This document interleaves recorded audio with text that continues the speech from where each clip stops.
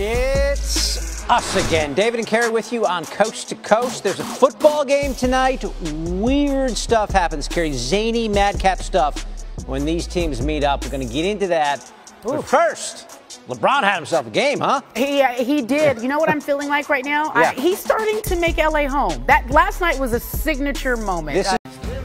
Aaron Donald, the reigning Defensive Player of the Year, got a well-deserved extension this offseason. 6 years, $135 million, $87 million guaranteed. Seems fair to me. Donald continues to prove his worth. Double-digit sacks and elite run stuffing. He shows our Michael Smith how he rushes the quarterback. You know, I agree. I'm kidding. Emmanuel Acho here for College Football Rapid Fire. Agree or disagree with Saban? Cari, there are a few things I disagree more than Saban right there, right? One, charging extra for guacamole, and two, playing Tua, especially not for the Citadel. All right, I don't like that my scripts are matching with your outfit. Moving on to the game being played at Yankee Stadium, neutral site for number 12 Syracuse and undefeated Notre Dame. Which player on the Syracuse roster will give the headache to our guys at the undefeated? It's the quarterback, Eric Dungy. Who's in the top 10, won last week. How many of them will win this week? I'm going to say 9. I don't know who's going to lose, white and blue. Okay. Patriotic. I'm going to ask him, does he think there is a smaller gap between number 1 Bama and number 2 Clemson, or between number 3 Notre Dame and number 4 Michigan? Number 3 and number 4 Notre Dame and Michigan. All eyes are going to be on number 11 UCF as they host game day and have an ABC primetime game against Cincinnati. What do they need to show the College Football Playoff committee? They need to show up and show out. Always a pleasure. They kind of match. A little bit.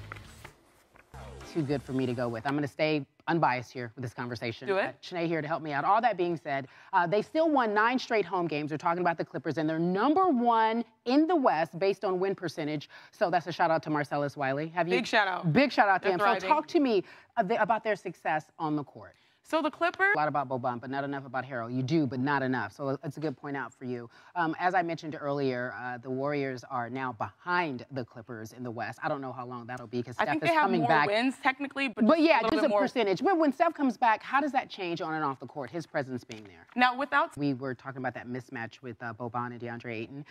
This is a mismatch right here. Yeah, right here. So do you want me to dunk on you now or later? I'll take the charge. You're my MVP. So I'm going to back in. I'm going to back in. And then I'll take the charge. Okay, got it. Not really. No. Back to you, David. I'm a professional. He's also a journalist. LeBron, the journalist. Brian He's a content creator. This is true. Brian Windhorst, I believe. On Coast to Coast. Thank you so much for joining us. So look, I think it's fair for what he said. This bit and piece of what Katie said, taking it in the bigger picture, I essentially got that he was saying it's hard to play with LeBron because of all the things that come with it. Not that he's a bad player and not wanting to play with him, but all the things that come with playing with LeBron on and off the court. What was your take? How did you receive it? How about game? What if this wasn't directed at LeBron at all? What if it was directed at Kawhi? And what if Katie just sent him a text and said, don't believe everything until you read everything? What if Sure, it's I'm just sure that that's simple? Like I said, I think they're both right. All right. Speaking of KD, LeBron's former team taking on the Warriors. My friend, don't be so hard on yourself. He's good. I appreciate his honesty, but let's talk about the stars of the game. That was Butler and Kawhi Leonard. At one time, Brian, you can help me out. Both were thought to be potential Lakers. I want to go talk to you about that. Is there any chance you could see them playing with LeBron? Is their chip? That is what Jimmy wants. He wants that 5-year max. I think they have pole position. If it's not the Sixers, remember when Jimmy gave his list of teams he wanted to be traded to, the Lakers were not on it. Well, that doesn't mean that couldn't change. Of course it could change, Cari. That's the thing about free agency. Really, to responsibly talk about it, it doesn't really matter what a player feels like now. It matters what they feel like in July. All right, I know what Kawhi's thinking. He's thinking about that New Balance deal. Meanwhile, David.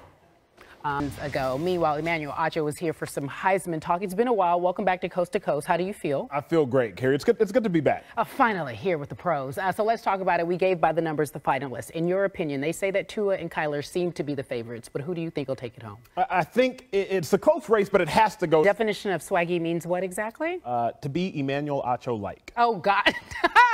He also was just named AP Player of the Year. Congratulations to Kyler Murray. Meanwhile, you told our producer that you felt Nick Saban did not put Tua in a position to win. Explain. When I was in college, Robert Griffin won the Heisman Trophy. And if he didn't need to, he's already proven he's above the bench. Well, here's the thing. So we can't punish him for not playing in some games, right? We can't. But we also appreciate you, Emmanuel Acho, swaggy-like, for joining us here on Coast to Coast. We'll find out who takes home the I can't believe it! Man, what do you say about about that? David, he even got he got a car.